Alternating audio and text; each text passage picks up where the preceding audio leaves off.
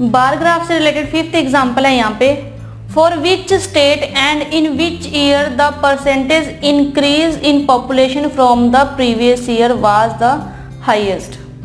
ठीक है, तो हमें यहाँ पे परसेंटेज इंक्रीज बतानी है कौन से स्टेट में कौन से ईयर में हुई है और प्रीवियस ईयर के हिसाब से जो हाईएस्ट हो।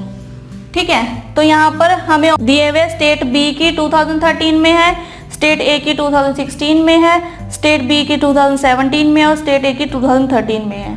तो हमें कैलकुलेट करनी होगी और हमें बताना होगा कौन से स्टेट में कौन से ईयर में परसेंटेज इंक्रीज है।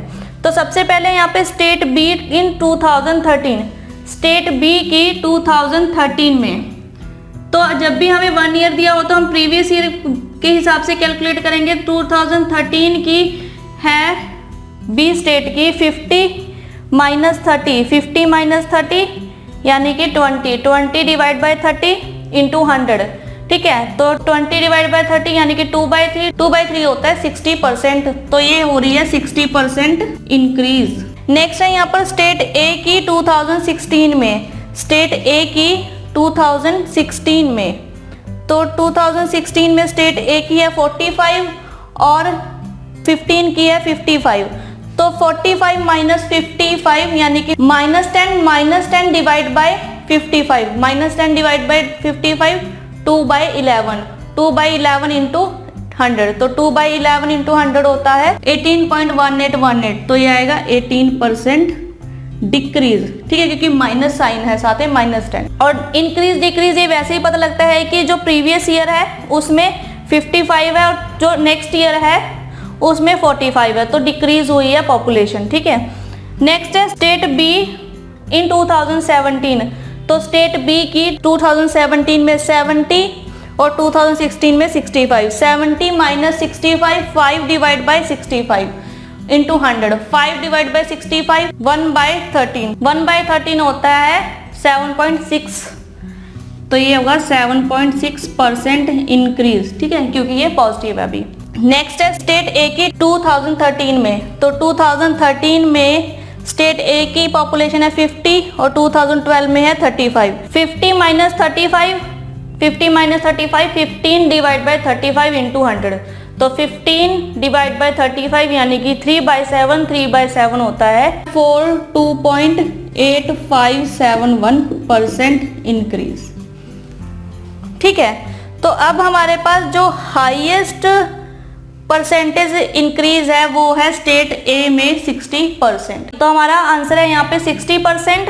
ठीक है, स्टेट बी में 2013 में जो है यहाँ पर प्रीवियस ईयर के अकॉर्डिंग जो पॉपुलेशन है वो इंक्रीज हुई है 60%।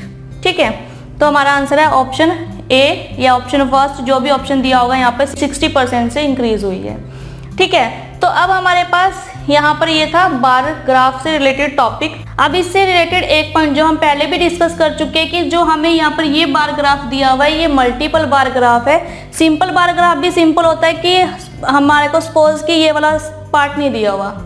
ठीक है, यानी कि सिर्फ जो ए स्टेट ए का ही पार्ट है वही दिया हुआ, बी का नहीं दिया हुआ, तो वो सिंगल ग्राफ है वहाँ पे। ठीक है, अगर हमारे पास यहाँ पर ग्राफ दिया होता इस तरह से कि 20 है, ठीक है, देन ये 40 है, देन ये 60 है, तो अगर ये कोई ग्राफ हमें दिया होता, ये ऊपर तक जा रहा है इस तरह से, मैं जस्ट एक एग्जांपल से आपको समझा रही हूँ, तो अगर ये पॉइंट यहाँ पर दिया हो किसी और तरह से और हमारे को यहाँ पर मेंशन, जैसे कि यहाँ पर मेंशन किया हुआ है स्टेट ए को ये बार मेंशन कर रही है और स्टेट बी को ये वाली बार मेंशन कर रही है, शेडेड बार है जो सी, तो इसी तरह से हमें यहाँ पर कुछ जो एक ही बार के पोर्शन दिए होंगे जिन्हें उनको डिवाइड किया हुआ है पोर्शंस में।